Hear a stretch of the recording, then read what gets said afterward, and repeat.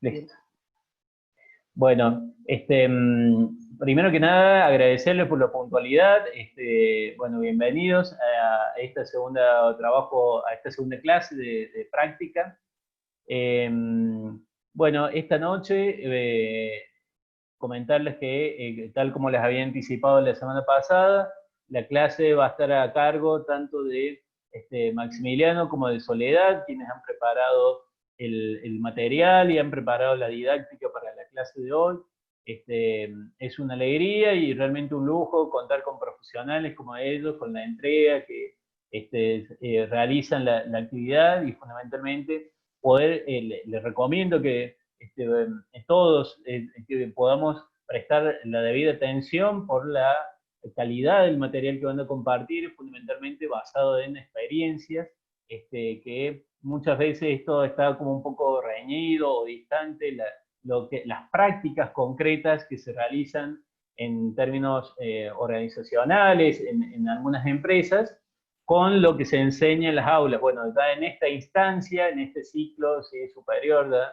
Están a punto de graduarse, estamos todos en una etapa ya de encontrarnos más con la realidad de las empresas y en ese sentido me parece de muchísimo valor el práctico de hoy. En relación a los aportes que han realizado, bueno, en la realidad hasta hace un rato vi que habían llegado algunos aportes, lamentablemente no pude revisarlos, yo estuve en clase hasta hace unos momentos, en otra clase, ¿sí? En otra universidad, este, con lo cual no pude revisar esos contenidos, pero tengan en cuenta que fundamentalmente se valora la participación y fundamentalmente que haga referencia a la consigna, es decir, por ahí he visto algunos desarrollos que, bueno, no estarían tan alineados con esta idea de la propuesta de una mejora en el sistema de gestión, que era fundamentalmente la consigna que se había realizado. De todas formas, se valoran dice, todos los aportes que han realizado y recuerden que esto para la promoción implica un seguimiento, que es algo de lo que habíamos dicho, el profesor insiste bastante con este concepto, yo coincido, estoy de acuerdo con esa idea de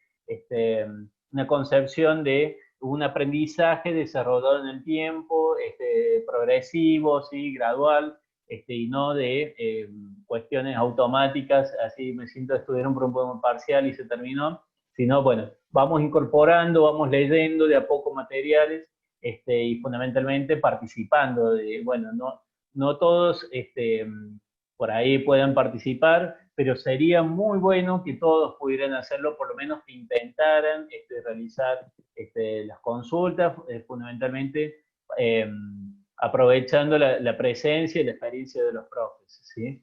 Después, bueno, tenemos la instancia de que la pueden ver en la clase grabada, está bárbaro eso. Sabemos que la asistencia no es obligatoria, pero la recomendación es que traten de participar para aprovechar esto y que no sea simplemente pongo un video cualquier otro día y ya está, es lo que dijeron los profes, me quedó una duda y ya no tengo la posibilidad de interactuar, de preguntar, o la interacción es distinta, el grupo de WhatsApp con los compañeros, ya está, ya pasó, ¿sí? Con lo cual, nuevamente mi recomendación es, traten de participar, ¿sí? Bueno, habiendo realizado esta introducción, sin más vueltas, ¿sí? Les dejo con los profes Maximiliano y Soledad, ¿sí? Adelante, por favor. Eh, Profe, no me está dejando compartir, no sé si me habilitó. Un segundito. Bueno, Fíjate ahí, a ver. ahora sí. Bueno, Bueno, vamos a comenzar con la clase 2 del práctico y un poco como lo decía el profe, lo que vamos a tratar de mostrar o lo que apunta este práctico es a, eh, a tratar de ver cómo se implementa el control en las empresas y nosotros puntualmente con Soledad vamos a mostrarles por lo menos o intentar mostrarles cómo es en las prácticas de pequeñas empresas o de empresas donde tanto yo como Soledad nos desenvolvemos y cómo se aplica el control o los sistemas de control que suelen quedar como como algo, un concepto abstracto, sino traído al- a, a un caso práctico o mostrarle cómo se da en la práctica. Después con Sole vamos a avanzar en algunas consignas para que ustedes trabajen, pero antes que nada lo que queremos enmarcar es por qué es necesario el control, y es necesario el control eh, dado a que las empresas o las organizaciones en general se manejan en un entorno con mayor complejidad, donde hay, sí, donde hay una diversidad de factores que hacen complejo el escenario donde se mueven las empresas, donde existen la posibilidad de salir al exterior e internacionalizar las empresas, de donde existen recursos y competidores mucho más agresivos y mucho más competitivos. Eso hace que sea necesario tomar un sistema de control, y a la vez que ese sistema de control tenga la suficiente permeabilidad y la suficiente flexibilidad para el proceso de toma de decisiones, y que no sea algo central el proceso de toma de decisiones, sino sea descentralizado, es decir, manteniendo un sistema de revisiones y demás, las personas, los encargados de ejecutar las decisiones de una organización, gerentes y demás, tengan la suficiente poder como para tomar decisiones en el día a día, y no necesariamente recurrir al dueño o a un gerente general y demás. En lo que es el control, además en esta unidad vamos a hacer foco en lo que es el control de gestión, que básicamente es el proceso el cual sirve para guiar la gestión, como decíamos, hacia los objetivos de la organización. Una organización se tiene que plantear determinados objetivos de mediano y largo plazo, y para eso va a servir el control para que todos los recursos, ya sea humanos, financieros, no financieros, sean aplicados correctamente para lograr ese objetivo que se plantee, y a la vez también el control lo que va a permitir, y lo que vamos a enfocar ahora, es mostrar algunas herramientas que sirven para validar si lo que se ejecutó está en línea con los objetivos que tenía la organización. Para eso, y como habrán visto, el control de gestión es un proceso, con lo cual ahora vamos a hablar cómo se ejecuta o cómo se pone en marcha este proceso. Básicamente, cuando hablamos de este proceso, tenemos ocho etapas, en donde podemos decir que la primera es la realización de la planeación de mediano y corto plazo. Básicamente en esta etapa se determinan los objetivos tanto del corto y mediano plazo, y también las áreas que serán responsables en el proceso de control. En el segundo paso, eh, hay una determinación del plan de control, y básicamente lo que apunta en este paso, así sencillamente, es detectar aquellos puntos de control útiles y necesarios, y las áreas sensibles que van a ser donde vamos a poner el foco de este control. Y los métodos con los cuales vamos a controlar, o los tipos de controles que vamos a hacer. Existen básicamente tres, que son ex ante, durante y ex post. Básicamente en los ex ante son todos aquellos que podemos hacer algún control antes que se ejecuten, y podemos tomar alguna iniciativa y planificar de cómo se va a hacer ese control y sus correcciones. El durante es básicamente, durante se va ejecutando el proceso, vamos haciendo controles y vamos retroalimentando y corrigiendo lo que haya que corregir, o proponiendo esas correcciones. Y ex post es en función de lo que se dio, eh, en función de lo que se dio, ver cómo fue el resultado, si fue bueno o malo. En el tercero vemos un diagnóstico prospectivo. Básicamente, acá es lo que se define el plan de control. Cuáles son los indicadores y qué variable vamos a controlar. Cuarto, los indicadores. Básicamente vamos a ver el tipo de la actividad, la distribución regional, la magnitud del mercado y demás. Quinto, la inserción del control del proceso decisorio, y esta es una parte fundamental de lo que es el control de gestión. Lo importante del control de gestión es participar en la toma de decisiones y resolver los problemas potenciales que se generen. Y en este punto es donde se tiene que dar un mayor marco de flexibilidad y de tomar a las personas que van a ejecutar este control para que puedan ejercerlo, digamos. El paso sexto es la acción y gestión de la comunicación. Básicamente, cómo vamos a comunicar estos resultados que nos otorguen, es decir, cómo se va a tomar las decisiones y a resolver estos conflictos que se planteen, o potenciales que se planteen. Séptimo, el diagnóstico retrospectivo hace referencia a todos los análisis de indicadores y variables que se eran esperados versus los que resultaron ser, y ver si eso fue bueno o malo.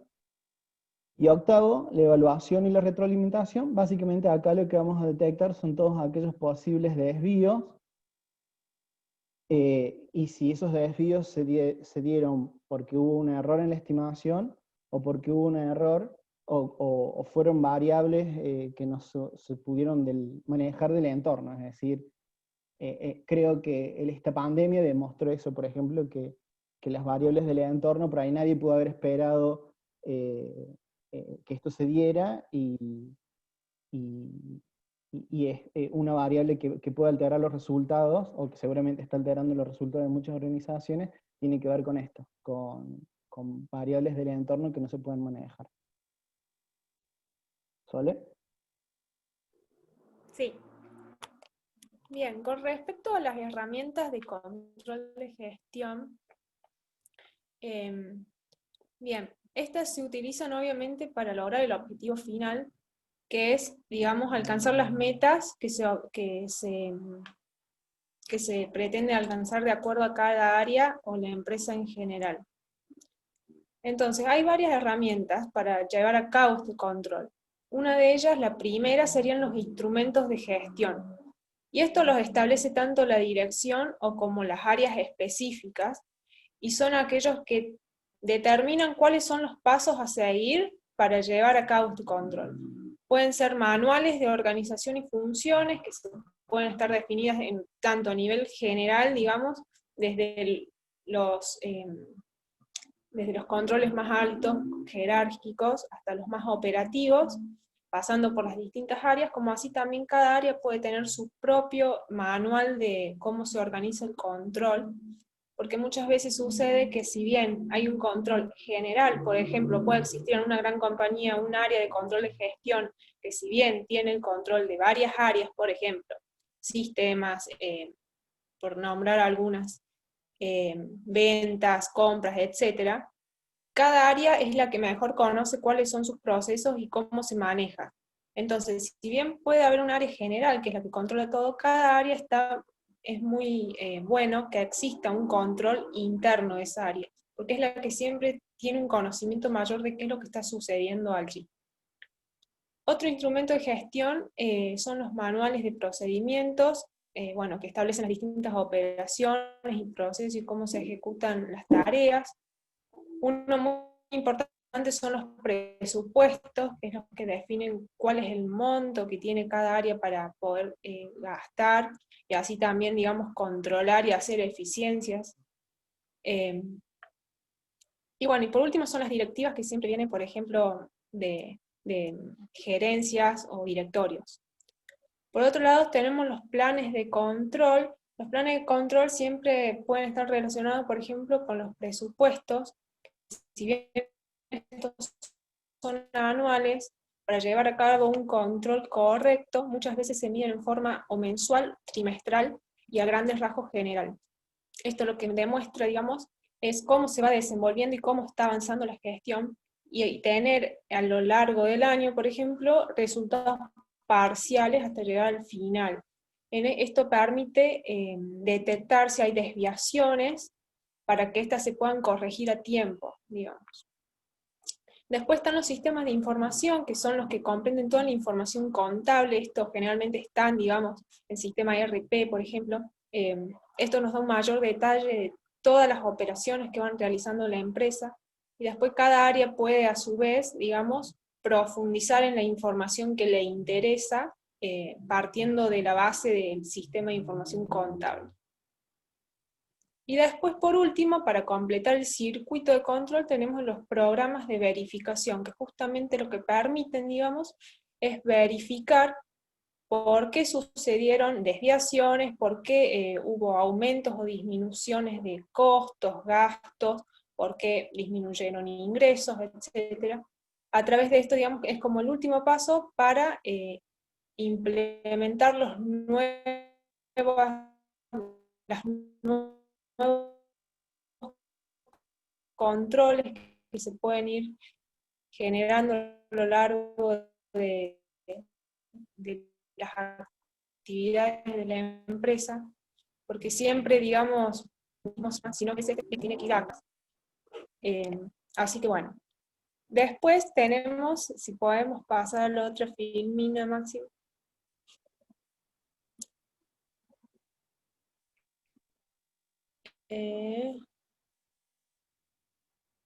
Exacto, allí.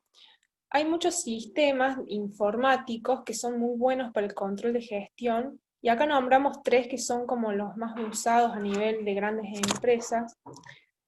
Uno es Oracle BI, que es un sistema, después Maxi le va a mostrar unos ejemplos. Es un sistema que se ocupa, digamos, es una base de datos, puede funcionar tanto como una gran base de datos. Se puede realizar consultas a través de lenguaje SQL, digamos, para poder, porque al ser, digamos, gran cantidad de datos, estos programas muchas veces necesitan un lenguaje para poder, digamos, acceder a ellos. Después está Tableau y Power BI Desktop. Estos dos son similares, digamos, son los más usados y los mejores rankeados, digamos, a nivel tableros de comando. Tableau y Power BI lo que es un sistema, digamos, de visualización de datos. A través de esto nosotros traemos datos de bases de datos y los podemos mostrar de forma más fácil, entendible, por decirlo así, y más gráfica. Entonces, a la hora de realizar consultas, no vamos a tener una simple tabla, sino que más bien vamos a tener gráficos, ya sean de barra, de torta, también podemos usar mapas. Hay una infinidad de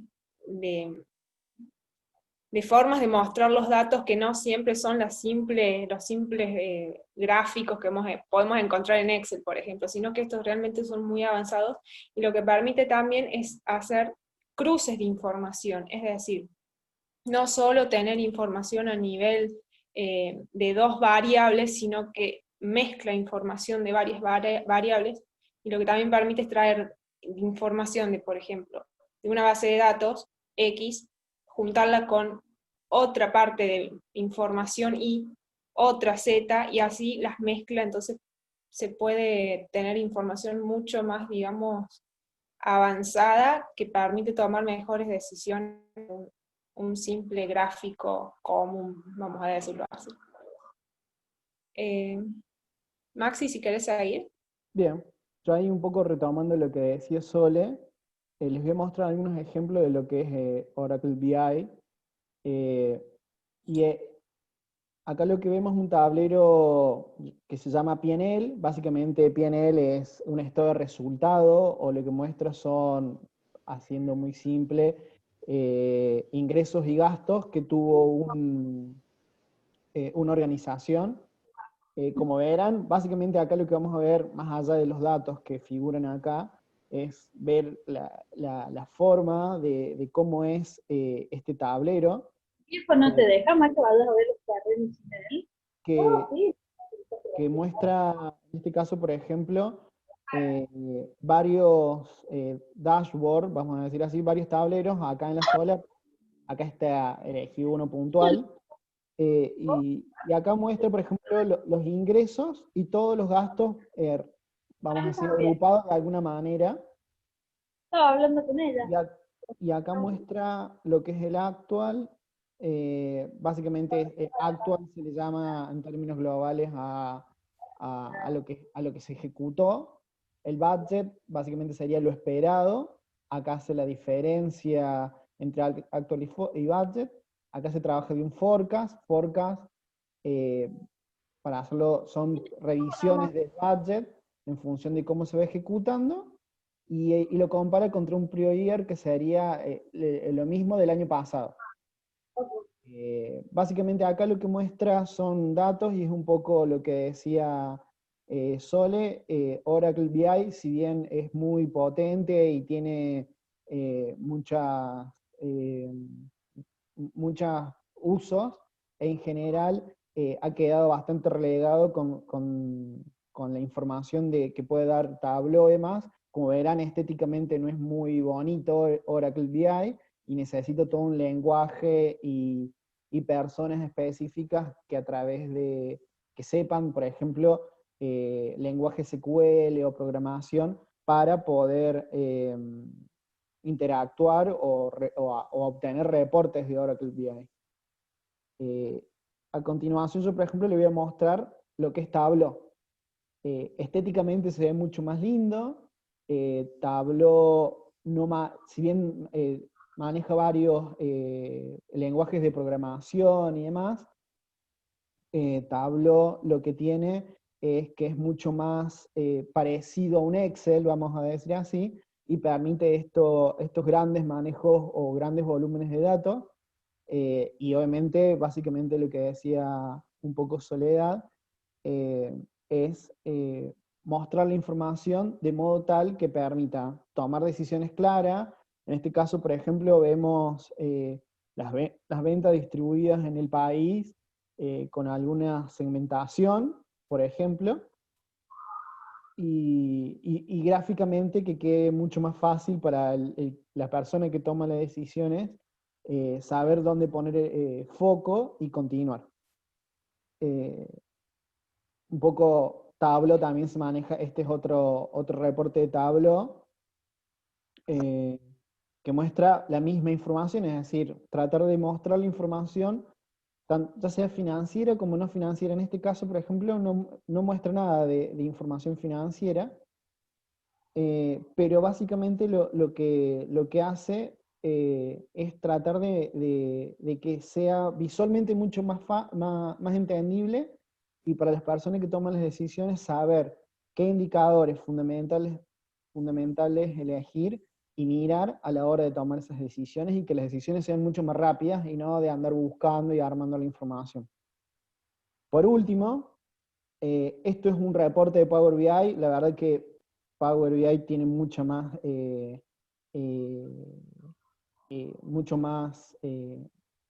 mucho más rico. Yo acá lo que traté de mostrar es alguna información financiera con no financiera, y ver cómo se puede reportar. Tiene gráficos muy similares a Tableau, con los mapas de geolocalización y demás. Una ventaja que tiene Power BI es que lee, por ejemplo, bases de datos que estén colgadas en servidores libres, que se llaman, es decir, que estén colgadas por ejemplo, en la OMC, y directamente cuando la OMC actualice esa base de datos, lo lee y actualiza el reporte, y maneja, por ejemplo, grandes volúmenes de datos, que con Excel obviamente es muy difícil de manejar. Y de vuelta, maneja información financiera como no financiera. La idea de mostrarles estas herramientas es un poco lo que hablábamos al principio: tratar de mostrarles cómo hoy las organizaciones, ya sean grandes o pequeñas, tienden a focalizar el resultado, o a focalizar qué indicadores usar para tomar decisiones en un medio complejo. Y esa información tiene que estar rápido y tiene que ser fiable. Es decir, ¿por qué se trabaja con estas herramientas? Básicamente, porque la información es leída a través de bases de datos que no es manipulable. Entonces la información es fiable. Y a la vez los reportes son básicamente rápidos. Entonces el decisor puede consultar los tableros y ir tomando las decisiones que considera pertinente o las correcciones que si detecta algo mal para ir actuando e ir haciendo este sistema de control sea mucho más, que no sea centralizado, sino mucho más descentralizado en toda la organización. No sé si hay alguna duda, alguna pregunta hasta acá.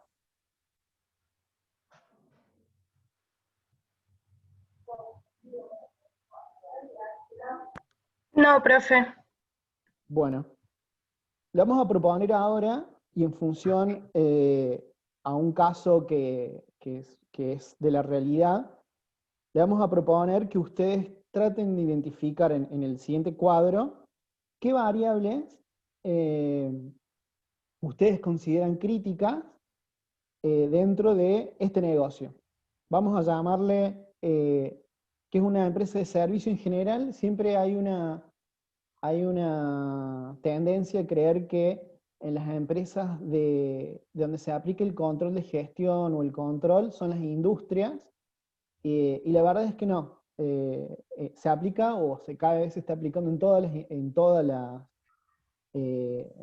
en todas las actividades comerciales. Lo que tiene es que la industria está muy desarrollada porque trabajan con costeos estándares y demás. Lo que les vamos o lo que les planteamos acá es que ustedes, en función este es un caso de una empresa de servicio que tiene estos gastos, tanto que se dieron en el año anterior. El budget y forecast, recuerden que budget es lo que se espera gastar, el forecast es una revisión que se hizo de ese budget y lo que se está gastando en la realidad. Y sabiendo solo, como para darles un contexto, que lo que se llama royalties es lo que se denomina a todos aquellos contratos de que ya están fijados y que vienen por decisión de alta gerencia de que se van a gastar o son variables o son un costo variable del ingreso, que el ingreso es el revenue. Como para hacerlo bastante simple, acá lo que mostramos people sería todo lo que es sueldos y todo lo que es el costo laboral. Sales and marketing es todo lo que es gastos de marketing. Acá sites podemos decir que son todas las comisiones de marketing, todas las comisiones a vendedores, por ejemplo.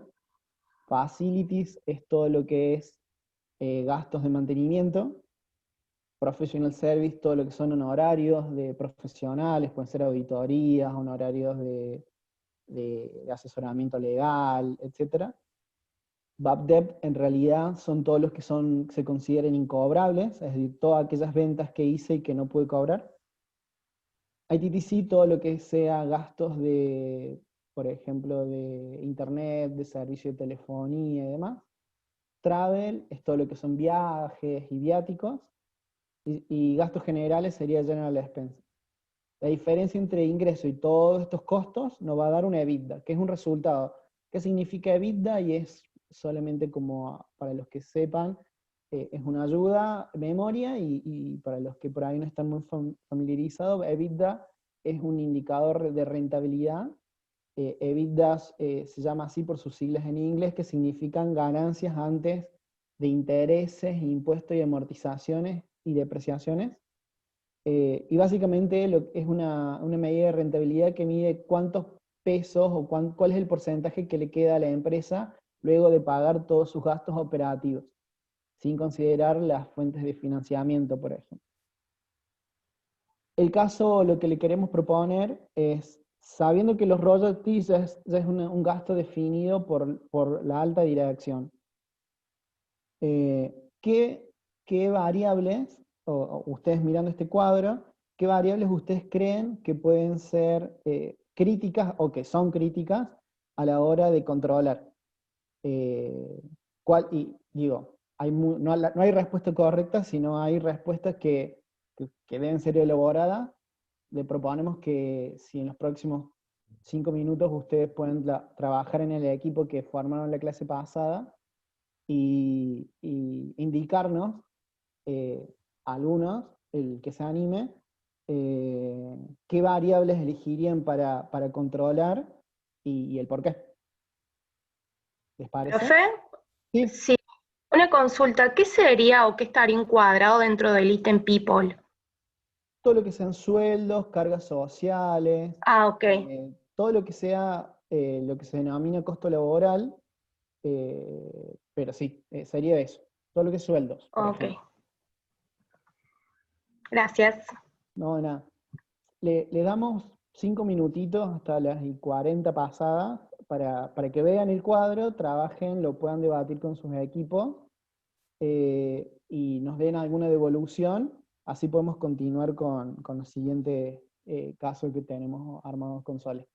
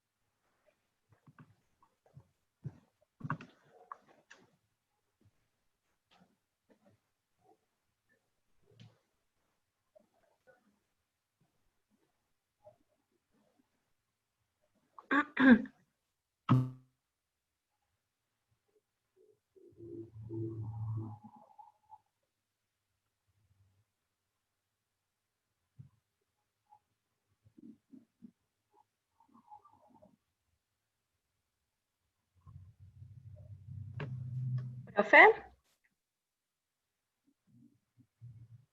Sí, perdón. Sí, acá, bueno, estábamos hablando con mis compañeros y, bueno, una de las primeras que salió fue, digamos, los costos de publicidad, que es sales, marketing, relaciones públicas. En este caso, porque vemos que el valor presupuestado de budget fue menor a lo que se está reprevisionando, digamos, actualmente, y también es más grande que el valor real que se tiene.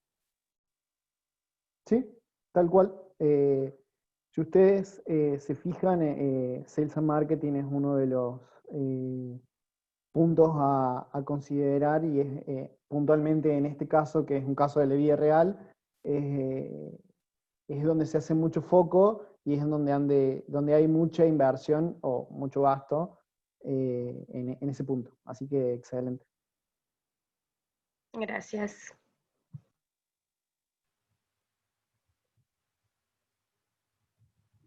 Profe, ¿Sí? puede ser el punto 5, Bad Debt, que está presupuestado por menos, son los incobrables, ¿o no? Sí. No sé si estoy viendo bien. Y en la realidad es más, no sé si esa diferencia, aunque sea poca, es significativa o no, pero bueno.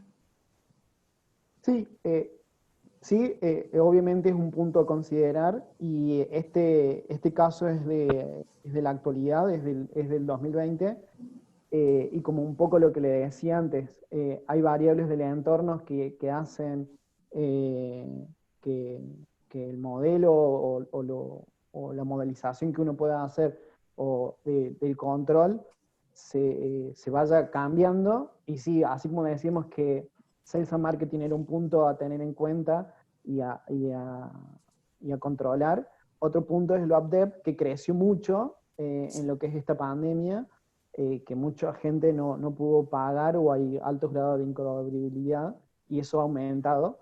Si bien no es relevante como me marcabas, pero sí es un punto a tener en cuenta de que se está poniendo foco ahí y son cosas que pasaron por el entorno, no por la organización. Ah, bien. Pero sí, muy bueno.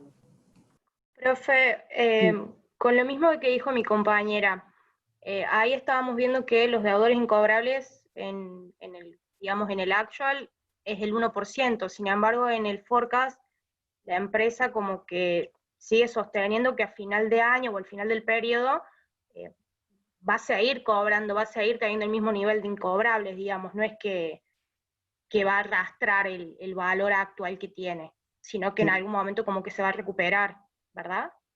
Sí, puntualmente yo tomé acá los datos. Este forecast se hizo en marzo, con lo cual no estaba todo muy claro lo que iba a pasar con la pandemia y con la primera parte de la cuarentena que fue bastante estricta.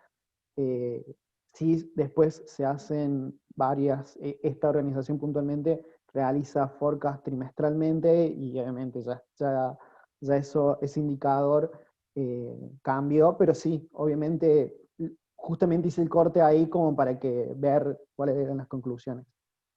Pero sí, está buenísima la observación. Profe. ¿Sí? También en este caso lo actual no supera el budget, pero en el punto 7, en toda la tecnología, capaz fue también por la pandemia, ¿no? Pero subió muchísimo, entonces capaz que es algo que también hay que tener en cuenta y medir mucho, digamos, Sí. porque se duplicó casi. Claro, este punto también es de la organización a lo que va atendiendo. Está buenísimo. Es también, así como Sales and Marketing, otro de los puntos donde se pone gran control. Y es básicamente en IT/TC, porque hay una tendencia en la transformación digital y en digitalizar mucho los procesos, y eso lleva a nuevos sistemas, nuevas compras, mayor uso de internet, mayor uso de servidores y demás, con lo cual va apuntado a eso, y la organización, como verán, de un año a otro está gastando más en lo que son servicios de tecnología.